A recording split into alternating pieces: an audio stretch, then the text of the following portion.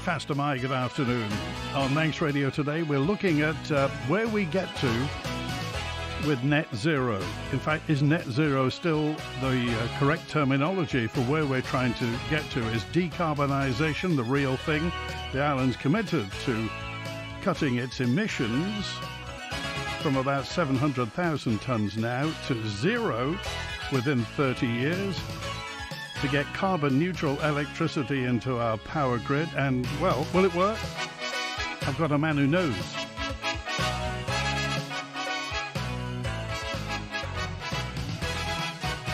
So it's Faster My. Good afternoon. Dave Quirk. Hi, Dave. Faster My, hi. Well, you are, now hang on a minute, which terminology do I use? Are you Energy Transition Advisor at the Danish Offshore Technology Centre, Research Director of the Manx Geological Survey, or Chairman of the Energy and Sustainability Centre? Well, I'm all three, but yes, my salary comes from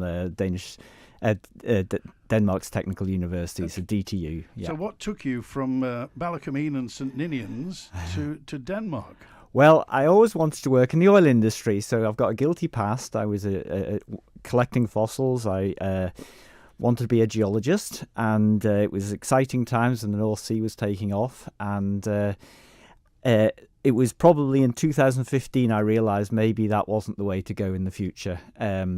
So I had done a lot of exploration for gas, actually, in the southern North Sea and the Irish Sea, worked around the world, but really COP21 made me realise I was probably on the wrong path, and so I talked to my wife, and we decided I wouldn't take a salary for a few years and retrain myself, and ended up working at DTU now as a energy transition advisor. Sounds like a road to Damascus. It sounds like, I mean, something happened somewhere, Dave. What happened? It was. I think it was the realization. I was slow, I guess, that really the way that carbon emissions in particular are rising, it really is having a major effect on the climate, and we're looking at the future of our children. So, and I'm a geologist. When there weren't ice caps in the world, and the sea level was 70 meters higher than it currently is. So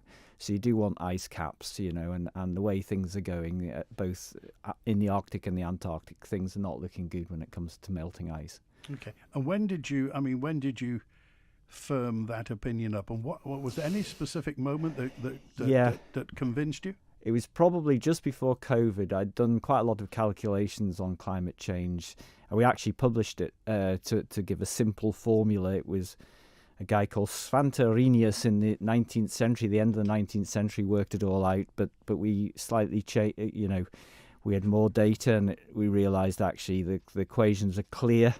You add so much carbon dioxide and you get so much rise, and so that was it. And I started, I realised I couldn't admit that I was working in the oil industry. Actually, it was as simple as that. Okay, let's get to the phones then. Let's see who's on first. It's Julian. Julian, hi. You're live with Dave Quirk. Hi, Julian. Hi, Andy, and hello, David. Hi, Julian. How you doing? All right, thanks. Just interested to know your opinion on the annual energy yield models that's being published by the MUA and Wardell Armstrong, which appear to show that Caervie wind farm at Erie Stain would produce 3 times more power than neighbouring comparable onshore wind farms, and double the offshore wind farms like Walney Wind Farm off Barron Furnace. Just wonder, what is so special about Erie Stain that the yield seemed to be 3 times, 300% more? Yeah, it is a very windy site, and it's worth going to the Global Wind Atlas, which DTU produce, and it's showing a load capacity factor, which means how much of the maximum you could produce on average. So if you've got a 20 megawatt wind farm in Erie Stain area, you'd probably produce about 10 megawatts on average, slightly more actually. It's about 55%, so it's really high. It's world class.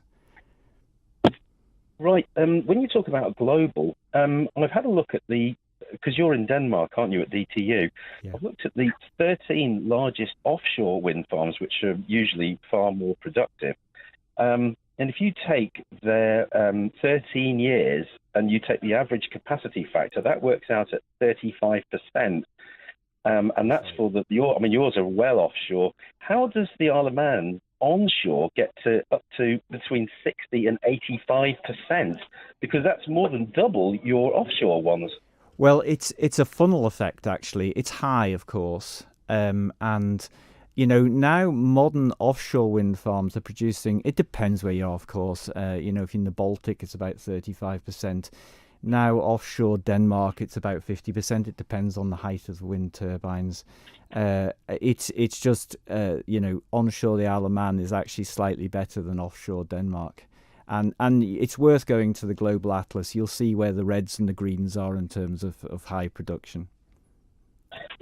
Just to finish, I noticed that the UK government, amongst other governments, use a derating factor where the calculation takes into account things like balancing with the wind going on and off for intermittency. And that is 0.43 times whatever the net output of the turbines are, I suppose, at the terminals. Has that 0.43 calculation been applied to the Isle of Man calculations? Because if you apply 0.43 to their 60 to 85%, it all comes normal and starts to look like the onshore wind farms in Wales and Ireland and Scotland. Has that been done?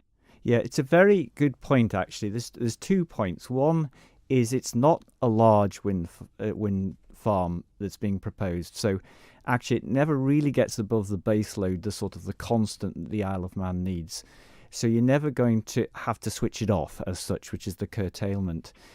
But if you were going to gear up, which, the Isle of Man could be self-sufficient in renewable energy, then you need storage. And we're used to storing food. You put your potatoes in the dark and you make blackberry jam and you freeze your runner beans. So what you need to do is store surplus energy. And there are various ways of doing that. The Isle of Man has various options.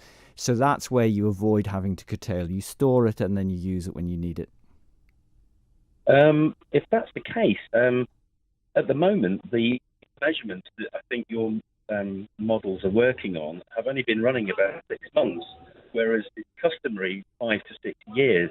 Because I think Scotland, even Borrowdale, had 19% in 1 year and 34% in another year. So do you not think it's being a little bit over-optimistic? It's certainly variable, yeah. Climate change will make a difference as well, although we haven't seen an effect with the wind yet. Of course, I haven't done the modelling that you're talking about. We're working on simulations for the whole energy system in the Isle of Man, not a specific site. But yes, there is variability in there. But again, storage is one way around that. Right. What storage are you talking about, by the way? Well, there's various. I mean, Faroes are tending to use batteries, as is islands like the Azores, but in Norway, Scandinavia, it's tending where there's mountains, it tends to be pumped hydro storage. There's compressed air. There's thermal storage is the main thing in Denmark. Hot water is a great way of utilizing excess energy, and really heating is the key thing, even in the Isle of Man. I mean, looking, say, at Pillswood, which is the most recent implementation of battery storage, they're looking at £75 million for a couple of hours, 2.5 hours of storage. What sort of cost do you think we'd need to spend on the Isle of Man if we had, say... It depends how much batteries. You don't want to overdo the batteries because they are expensive. You're typically looking for an hour or 2 hours of storage, which might be 20 million in the Isle of Man. And you would probably then... With the Isle of Man with its topography and water, you'd probably be looking at pumped hydro storage. But the main way of doing that is underground nowadays, so you wouldn't actually see a reservoir. Right. And what would be the cost of pumped hydro storage, do you think? It's a lot less. It works out. I've got some numbers here. It's about a penny a kilowatt hour. Actually, it's really quite low. It's surprising. Than the land usage. I mean, I know Solby Reservoir is 1% of our electrical need. It's 1.3p per kilowatt hour. If the cost, they're tending to be an 80-year investment, but that's bearing the cost over 15 to 20 years. What sort of land usage would you be needing for that, by the way? Well, if you're doing it underground, none. Okay. Final word, Julian. Just be interested. I'm not quite satisfied as to how Erie Stain is being sort of touted at 3 times more than our neighbours. I'd just be very interested if it's just a cherry picking of a few winter months. I mean, you can do that with any wind farm, but if you take it out over a year, if we've got, say, 2 or 3 weeks of no wind whatsoever, which we quite often have in the middle of the pressure, that would make a very different complexion on what the all right. would be. Julian, we'll leave it there because your signal's blowing here, there and everywhere. It's like it's in a wind farm. So, Dave Quirk, why is Erie Stain world class? There's a tunnel effect. The Irish Sea as a whole is very windy, and so it's funneled into the Erie Stain area. It's facing the right direction, but it does vary, of course, and again that's why if you're going large scale, then storage is important. Okay, is it true Denmark is self-sufficient in sustainable? No, it isn't true. They have the electricity is currently powered about 60% from wind.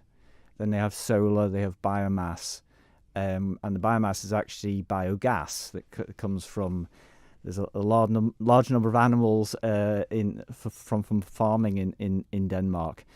But there are islands that are running 100%. There's one in the Faroes, and it's remarkable to go there and just realise you don't need fossil fuels. I forget which is which, Jelland and Uland, isn't it? Where are the wind turbines? They're in both. Onshore, they're all over the place, actually, in Denmark. You don't notice them because it's like roads and in towns, it's just part of the scenery.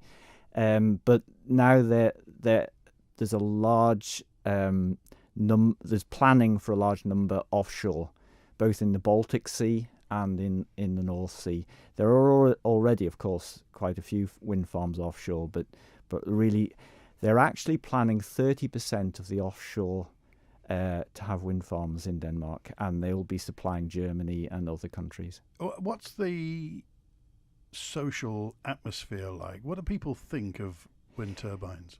Actually, it's amazing how popular they are because it's a community sees it as an investment, and so they get benefit out of it.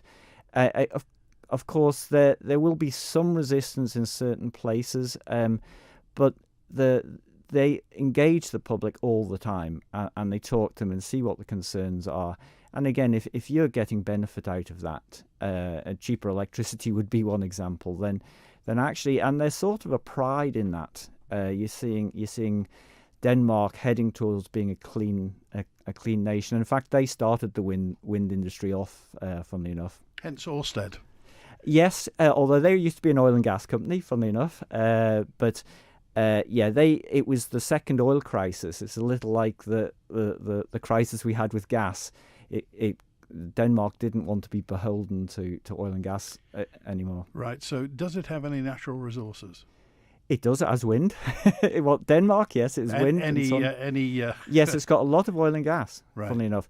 And in fact, they started investing in wind just as the major oil and gas fields were being developed. And it's having a variety of sources. Having alternatives is a key thing now. Security. It's security. It also means you're not beholden to one price. Jersey's got a problem because they depend on nuclear power from France, and the price of that is going up. You want to have alternatives, essentially. How much is electricity per kilowatt hour in Denmark? In Denmark, well, it depends where you are. It's a market system, but it's slightly less. I mean, Bornholm is an island the same size as the Isle of Man, and again, you can play the game well if you have your own storage. But I've just got the numbers here. Bornholm, it's 22p a kilowatt hour, so a little less than us. Okay, so we're paying roughly 29p per kilowatt. 28. 20. In terms of the politics in Denmark, it's proportional representation, I take it, is it? It is, yes. Okay. So when did the political consensus settle for this? Yeah, well, it's a Viking nation, and what you do is hear everybody's opinion. And that's, I would say, probably the most important thing.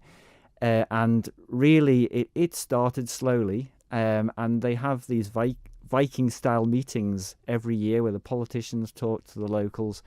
And they will hear the concerns. And therefore, there is a farming community there, and therefore there has been a decision to go more offshore because the value of the land is, flat land has value as agricultural land, and so therefore they've tended to use mostly wasteland for the wind turbines, but now it's going increasingly offshore. But the Faroes is an interesting place as well. They have since 2014 they had complete engagement with the community and decided they were going to be by 2030 carbon neutral with electricity. And where did the Faroes get their electricity from before that? Well, it's from diesel or heavy fuel oil.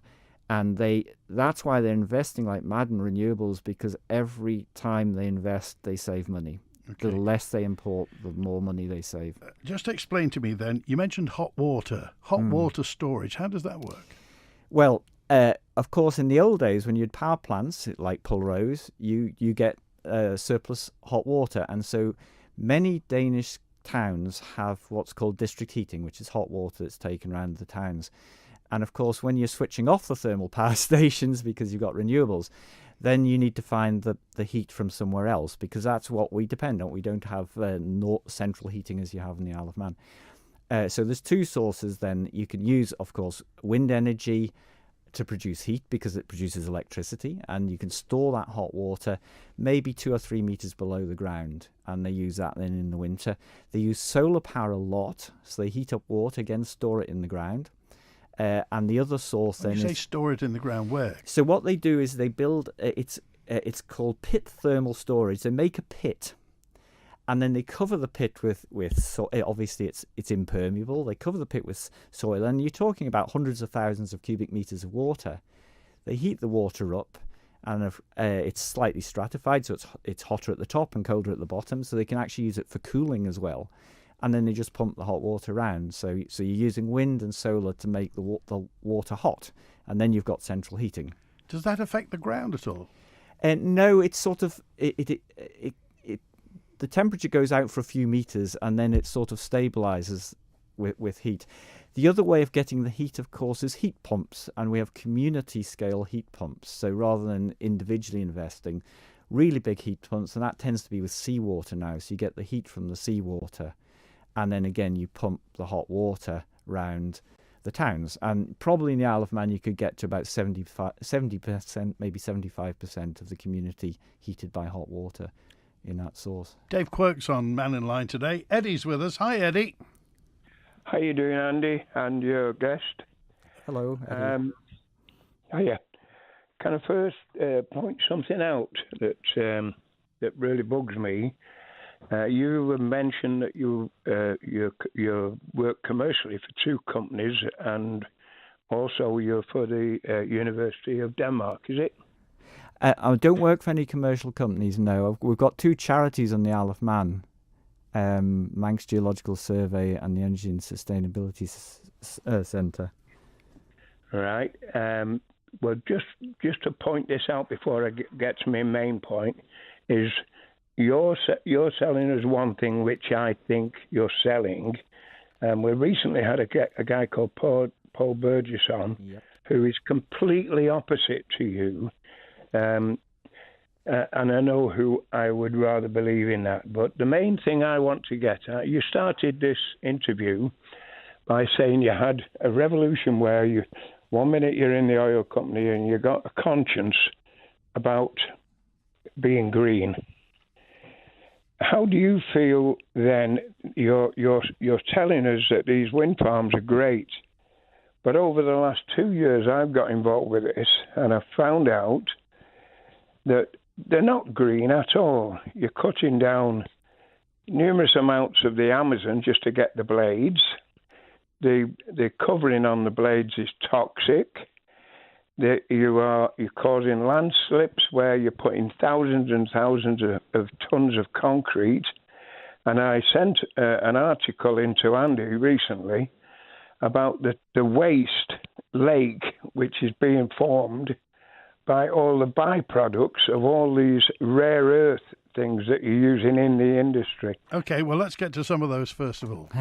First of all, there's no Amazon rainforest involved in wind turbine blades. So the calculation is In terms of cement and steel, which is an important part of the wind turbines, the payback in terms of carbon emissions is about 6 months. And another way of putting this is if you got the power from one wind turbine, say 10 megawatts, and you had that for 20 years, how much oil would you have to burn to give the equivalent amount of power? And that's 1.3 million barrels of oil. Now that's the issue. You cannot continue to burn that amount of oil because the temperature is rising and it's having effects on acidifying the sea. That's what we can't do anymore. Okay. And other things as well. Toxic. We've heard about microplastics being shed from the blades. Is it important? Well, everything we build obviously has materials potentially being washed off. It depends whether you clean them or not. There's definitely every major structure has some issue when it's environmental, but the industry is monitoring them. We are at DTU again. We are looking at improving things in the future, but there are it's a standard thing to monitor. The ones that we do it also for the oil and gas fields. There's quite a footprint when it comes to an oil and gas field because you produce water that goes into the sea. That's not what's happening with a wind turbine. So the only thing that's affecting it is rain. And to be honest, you don't want coatings coming off your wind turbines. So really, they're inert as such. Okay, Eddie? I'm not satisfied. No, what about, but where do you get your balsa wood from? Where are you getting all the chemicals which are used in the magnets, in the motors? Where is this coming from? So that's a very good point. First of all, you don't use balsa wood. It's a fibre that's used, and it's a man-made fibre. But the point on the magnets is a good point. So you do use minerals, rare earth elements, and you need to carefully. And the EU is pretty good at this now, making sure that the origin of your chemicals is known. However, China processes much of this, and so we are dependent on China. So in terms of an energy security issue, there is that. And of course, there are mining operations around the world that are less than ethical, perhaps, and do have an environmental impact. But every single thing we have, whether it's an iPhone, there is extractive industries involved. So it's just making sure that you do it as best that you can. If we've got a modern lifestyle, there is an impact in what we do. Eddie? Yeah, I've seen the lake. You've seen the lake, Andy. Another point is you mentioned about you're going to supply Germany. Germany is actually turning their back on you now. They are mining left, right, and centre, drilling for oil, a lot, gas, everything. They're turning the back on wind. So how come you're saying, oh, Germany, we're going to supply them? What Germany doesn't have is much of the North Sea, so they don't actually have. They've one oil field, and they're not drilling for new ones. So there's an agreement between Denmark and Germany, and this is particularly to supply hydrogen, which is again a way of storing surplus power from wind, is using an electrolyzer, converting it to hydrogen, and that's how they're looking to power their industries in Germany, and also chemicals. It's a way of creating even liquid fuels. Okay, final word, Eddie. Bring back Paul Burgess. Right, okay. We'll agree to disagree then. Let's go to Andrew, who's with us now. Andrew, you're live with Dave Quirk. Hi, Dave. Hello, Andrew. Dave, the Isle of Man government have got a target of 2030 decarbonising the electricity supply. They've got one interconnector, 65 megawatt, I think, and the proposal is to build the second interconnector. I think a year ago they were talking about 2028, but I don't know how realistic that target is now. And we're seeing around us, around the world, renewables being installed at record levels in 2023 that's going to be superseded by 2024, and the fall in price in solar, wind, batteries. No doubt you're all familiar with this. Now, do you think there's a point where we're going to see the renewable revolution that we're in the midst of now superseding the target for a second interconnector so that the Isle of Man will be installing solar batteries or other forms of storage and wind turbines to make it self-sufficient by the 2030 target? Or do you think the interconnector will happen? Well, the interconnectors around the world are expensive. There's an awful lot of copper in them. And back to, I guess, Eddie's point on mining, you might want to cut down on the copper use, but it is expensive. And there's, long order lists. The Isle of Man, so the modelling we do, the simulations, you can show that it is certainly possible for the Isle of Man to be completely self-sufficient, autonomous in terms of providing its own power. But it would be quite a significant amount of storage. The advantage of having an interconnector is actually selling power. Rather, it does give you security as well for importing, but as we know, importing energy is perhaps not the most secure way. You can't depend on that, let's put it that way. So it is a good way of selling surplus power. So I would say in the medium term, we probably would need a new interconnector. The 65 megawatt one we have is, will reach the end of its life. But it's not essential, if that's your question. Well, that sounds very positive, yeah. I think, is it 2040, the timeline for the existing interconnector? I think it might be a little earlier than that. But, of course, around the world, interconnectors do go down. They do fail. So you do need alternatives on the Isle of Man, even if you're going to rely on a new interconnector in the future. You do need to have plenty of alternatives, in case it goes down. We know they are now security targets. We've seen the pipeline in the Baltic. Norway's very worried about its islands and its connection to the mainland. So you do need to be self-sufficient as well. Okay. All right. Thanks, Andrew. Thanks, Andy. Bye. Good to hear from you. And David. Hi, David. You're live with Dave. Hi, David. David, this is David Quirk. This is the original Quirk. I haven't met you. One day I must meet you because you're the one that's a professor. I never went to university, but I'm convinced with you. Can I say today, you capped me off a little bit to say we need a mix of renewables around the island. And I don't want to lead you into anything, but I just wanted to say was we have public buildings which when they get planning or they build new buildings there, they're not including PV panels on with storage or whatever back to the network. And I run on my house years ago, I'm a plumber by trade. I don't do it anymore now. But I put evacuation tubes on for hot water. Yeah. And I save myself must be 3 fills of oil a year, even when it's sunny. And why isn't the government, and at Bemay School, I just want to say this and I'll leave you, is we have slinkets done there for groundwater pickup for the low temperature, for the heating. Why didn't they put panels on the roof? Yeah. Yeah, I think you've got a very good point, and I should point out I'm not a professor. I do have a PhD, but I had to get that to get a job. So that was, I think plumbers are worth a lot more than academics in many respects. I've got a new knee now, but if I could bend up, I can make. Yeah. So what's the take-up like in Denmark then? Does the government put solar panels on, PV panels on roofs? How much are they into it? Well, in some respects, you don't need to because they have renewable energies at scale. So it's a personal choice in terms of having your own, whether you want to invest in, solar panels or your own batteries. It does save you money because you can get power when it's cheap during the night. But you have to have the money to save it. So this is the issue. I think, the better off in society definitely should be investing in this sort of thing. We call it off-grid or behind the meter. But the majority don't have that option. And so I think it's... But your point, David, about, solar panels on government buildings, I think that is the plan.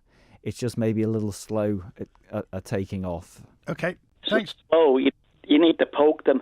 And listen, I'll go now, but it's great to hear you. Sometime have a presentation somewhere.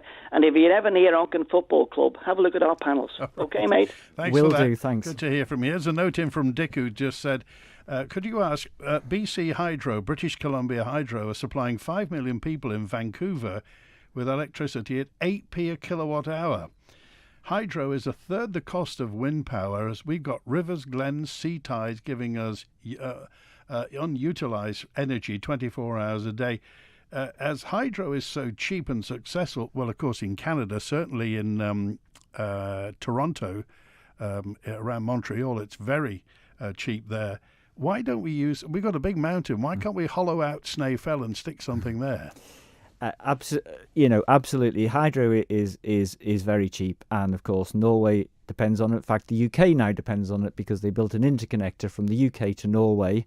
So the Norwegians are now paying UK electricity prices because it's an open market.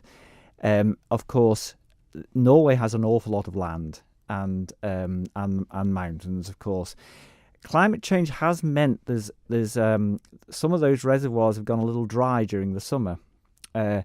So your point, Andy, I think about underground is the key thing, and I think really the value in hydro is the storage part. You pump water up when you've got surplus from other sources, whether it's solar or wind, and then you allow that to come back down through turbines when there's a deficit, when there isn't enough wind or solar. So I think on the scale, we looked at the Isle of Man to see whether there was room for a few more reservoirs to just run the island on hydro, and it's tough. You would need quite a few extra reservoirs if you let the water run away.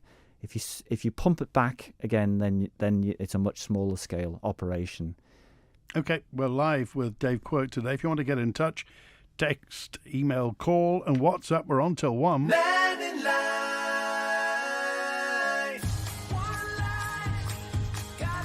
Oh, problems with your spine and posture can have a serious effect on your quality of life, but a Line for Life spine clinic could help. If you're suffering from back pain, neck pain, headaches, their holistic scientific approach could find and treat the root cause of the problem for long-lasting relief. Touch A Line for Life now, or call 629 444. A Line for Life, the island's spine and posture clinic, here to make life better. If you're job seeking in finance and accountancy, trust and corporate service, or wealth management, then contact the specialists, Orchard Recruitment. We'd like to hear from you if you're a fully qualified professional in your sector with 3 or more years' experience. In return, Orchard Recruitment will introduce you to a wide range of fabulous career opportunities. Your dream job awaits you at orchardrecruitment.com. Orchard Recruitment. A refreshing change. Discover a fabulous range of watches, gifts and jewellery at Ramsey Art Gallery, with top brand watches from Bulova, Citizen Eco Drive and Storm to Acura, Seconda and Timex. Plus, all watch purchases come with free lifetime watch bracelet adjustment service. There's stunning gold and silver jewellery, gifts for all occasions, and of course a fabulous gallery of limited edition prints and original artworks. Find all this and more at Ramsey Art Gallery, Jewellers and Engravers, opposite Ramsey RNLI shop. Radio Caroline North broadcast from the MV Caroline in Ramsey Bay from 1964 to 1968. And across the first weekend in August, Ramsey's back in the 60s with vintage vehicles and live 60s music. And on Saturday, the second and evening of the illustrated history of Caroline North and South with historians Andy Wint and Ray Clark, when the original Caroline Bell will be displayed. Tickets for the evening are £10, available at manxradio.com, and all proceeds go to support the Ross Revenge Dry Dog Appeal charity. The Caroline North weekend is August the 2nd to 4th with Radio Caroline Live at Home and Manx Radio. The Mannin Line with Andy Wint. And Dave Quirk's on today. We're talking about our net zero, our ambitions, decarbonisation. I lose track of what you call it nowadays. What's the word for everything we're talking about? I suppose you'd call it sustainability. We can't, we're essentially using 3 times what we should use to live our modern life. So I would say it's get it down to something that's sustainable. Okay. You'll know, you spent plenty of time on the Isle of Man. This is not a place you would normally associate with the word change. So a lot of people, when they see, and this is a revolution, it may be another industrial revolution, when a lot of people look at this, they say, the government or big business is interfering in my life, and I wonder why. Well, I think in the past the island has been really good at investing, and maybe it's the private sector, but if you look at the Laxey Wheel, at the innovating, so the Laxey Wheel, the Manx Electric Railway, even the airport extension actually is quite an interesting example of how we did things slightly differently and have profited from it. I think, an important part is to involve industry and the private sector.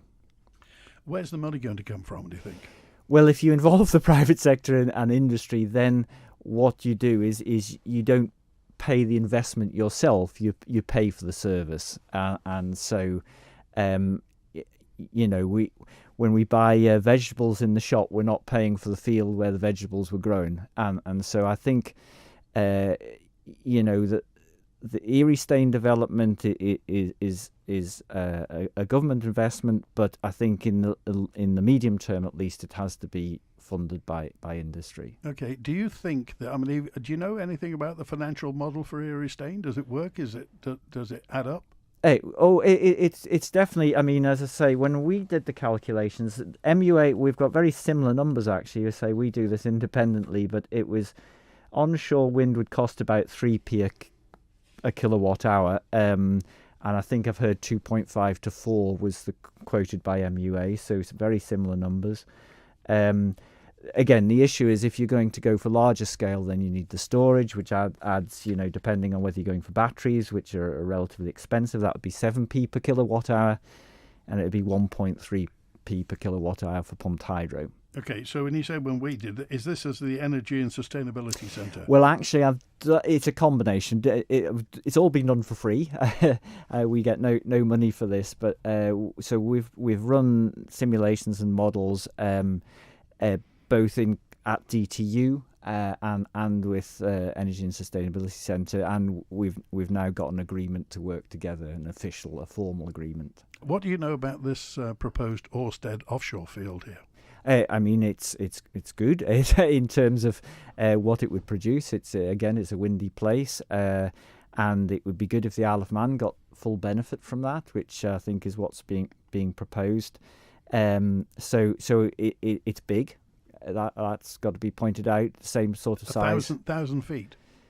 What do you mean, the turbines? What are they? Oh yes. They'll be 300 meters. Yeah, and you're talking about 100 wind turbines, but they will be moving most of the time, so they'll be generating most of the time, but the amount is variable. Okay, what do you think the Isle of Man government or Ørsted could do to convince the naysayers and non-believers?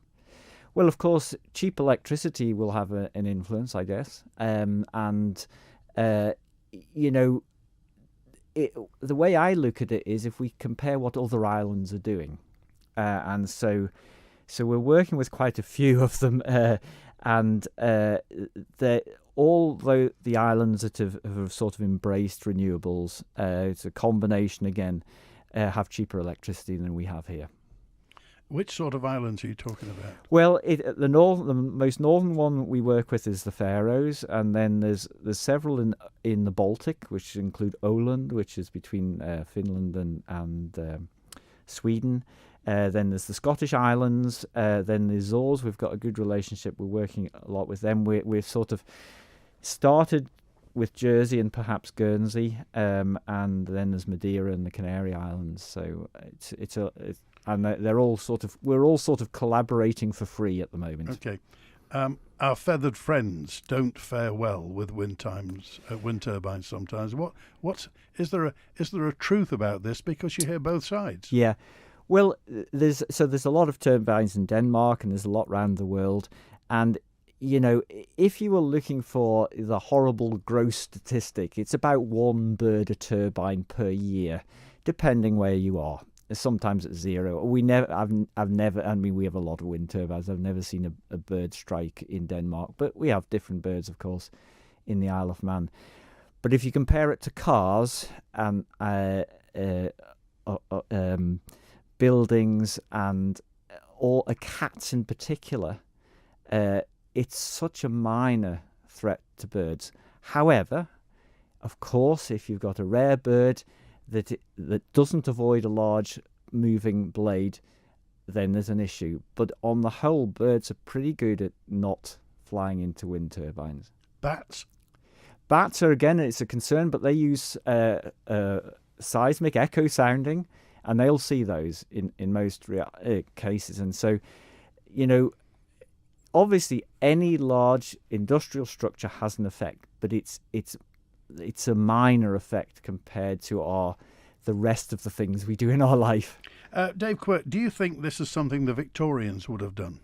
Oh, without question. Because you mentioned the Victorians, and what you mentioned was all Victorian engineering here. Without question. I mean, so we looked at the Laxey wheel, for instance. How many Laxey wheels would you need to power the Isle of Man? It's a large number. It's 1,500. That would do everything. That would do heat, and it would do our transport as well, if we went with hydrogen fuel cells or battery vehicles. But that's not the efficient way to do it now. A modern turbine is very, very efficient. But again, having enough reservoirs to do that is almost an impossible feat. So wind and sun is the way to do it, and then use water to store the power. Lots of questions coming in. We'll try and get to them before 1 today on Mannin Line.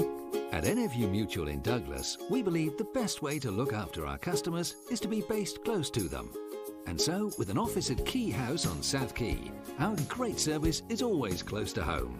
If you need car, home or business insurance, call in to see us at NFU Mutual for a friendly face-to-face chat. Call us on 674 191. That's 674 191. Or to visit our website, Google NFU Mutual Isle of Man. Whatever your business, whatever its size, you can always rely on the island's leading fuel and oil supplier to keep you moving. Ellen Vannin Fuels, powering the island and powering industry.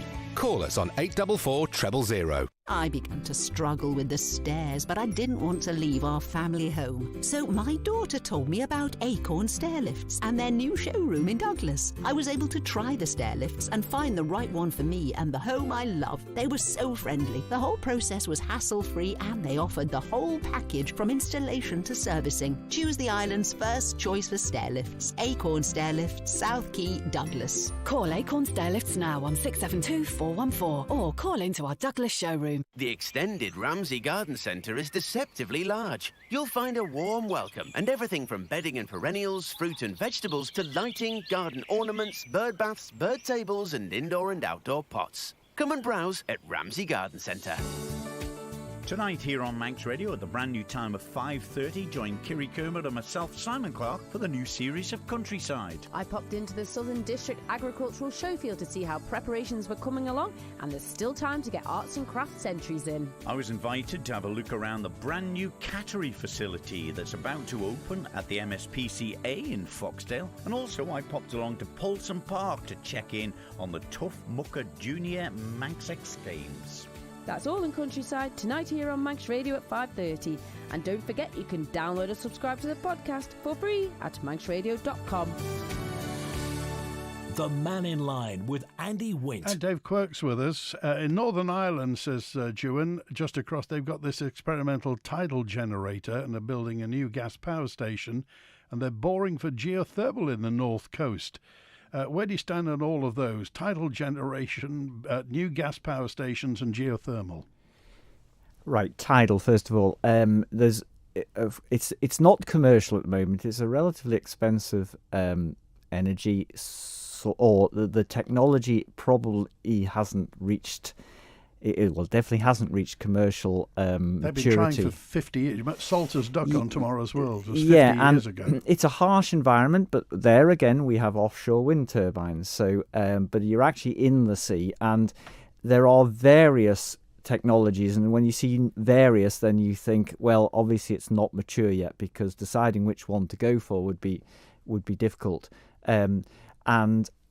But they've got a fairly good one in the Faroes, working quite well. It's deeper water than you would need in the than you could use in the Isle of Man, but it's about 3 times the price of their diesel power. So it's about 5 times the price of their wind power.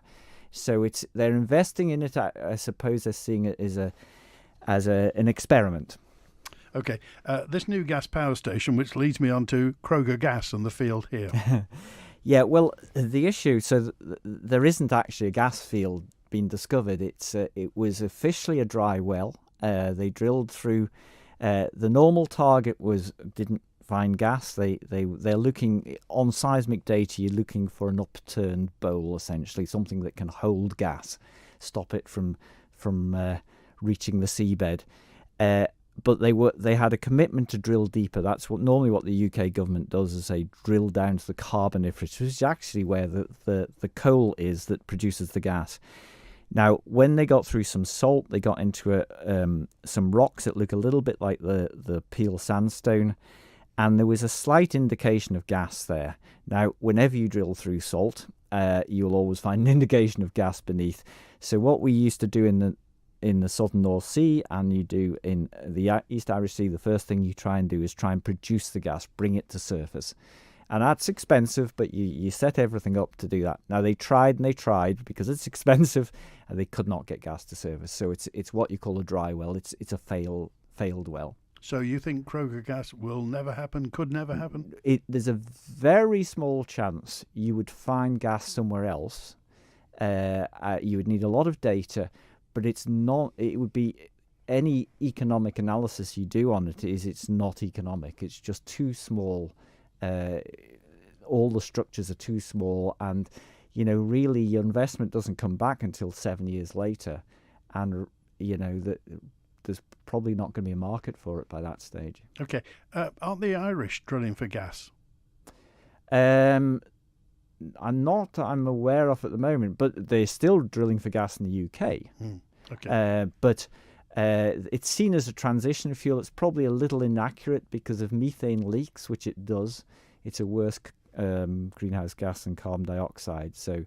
But we are phasing it out theoretically over the next 15 years. Why can't we dig for geothermal on the island? What you need for geothermal is is heat beneath the ground, actually fairly shallow. So the Azores has geothermal because it's near the mid-oceanic ridge. Iceland does. You're talking within a kilometre, you need pretty high temperatures. That would be to produce electricity. In Denmark, we use a bit of geothermal, as they do in Germany. And what you use there is hot water, so you put it into the district heating system. But we don't have you need an aquifer, you need a rock that holds water. And we don't have that here either. So, unfortunately, we'd love it with the Manx Geological Survey. We've been looking for hot water in mines. There just isn't any. It's very sad. And how recently did you look? Well, we keep our eyes open all the time, but basically we drew a blank. It's not going to suddenly turn up, I'm afraid. It's a fairly cold island, and there isn't the water beneath our feet we need. Okay. In terms of, you talked about global warming and climate change. I don't know what the current terminology is for it. How certain are you of climate change and global warming? Well, there's no question we're on a fairly severe climate change path. Since the 50s, actually, really when our use of fossil fuels really took off. You can plot, and we've got it on our website. We've published quite a lot on this. Simplifying it rather from the complex models, you can see a direct correlation between carbon emissions and rising temperatures. Okay. And there's many other things like acidifying seas. It's not a good story. Okay, and what is the most pressing concern for climate change? Is it the Greenland ice sheet? What is it? Is it the I would poles? say, I'd say Antarctic ice sheet and the permafrost melting, because that will produce methane and it'll become a worse effect. So it's both Arctic side and the Antarctic side. Okay. Well, the three organisations you're part of, you've got some website addresses. What's the Energy and Sustainability Centre's website? So that's energysustainabilitycentre.im. Okay, and the Manx Geological Survey is? It's just manxgeology.com. Okay, and the Danish Offshore Technology Centre? Is dtuoffshore.dk. What do poor people do, Dave Quirk? You mentioned about the rich can cope with this. What do people who are on the breadline do with this? I think it's the government's responsibility. As I say, people on the bread line in Denmark get their hot water at a low price, and so you stay warm during the winter, and you make sure people don't fall through the gap. So I think there has to be, the infrastructure is an important part. We don't really have the electricity grid we need here, and we certainly don't have a good way of keeping ourselves warm and dry, and that's what's in the future, we hope. You mentioned, I was going to come to that, somebody's raised that, Clive raised that. Electricity grid is woefully out of date. Mm-hmm. How are we going to, and who's going to pay for virtually a new power grid for the Isle of Man? So that's where the investment is needed, and you can stage that, of course. I would say that when you for future wind farms and solar parks, that's where industry funds that. But it's a proper investment, though. It's like investing in your house. If you're going to, we need cabling. It's both to transmit the electricity and to distribute it at home. Okay.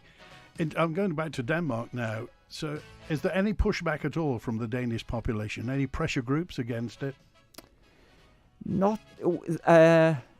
No, the one thing they're against actually is carbon dioxide storage in the subsurface. There's a little bit of resistance to that, but otherwise, when you see cheap energy coming into your home, then actually you're quite for it. Okay. Thanks for being with us today, Dave. Appreciate. Would you come back sometime again? Absolutely. All right. Good to hear from you. Dave Quirk's been with us today. If you have anything to raise, we're open line tomorrow, so email manninline@manxradio.com. Call the answer phone on 682-631. Thanks to Dave Quirk today, and thanks to Chris Quirk on the phones. Mannin Line returns tomorrow at high noon.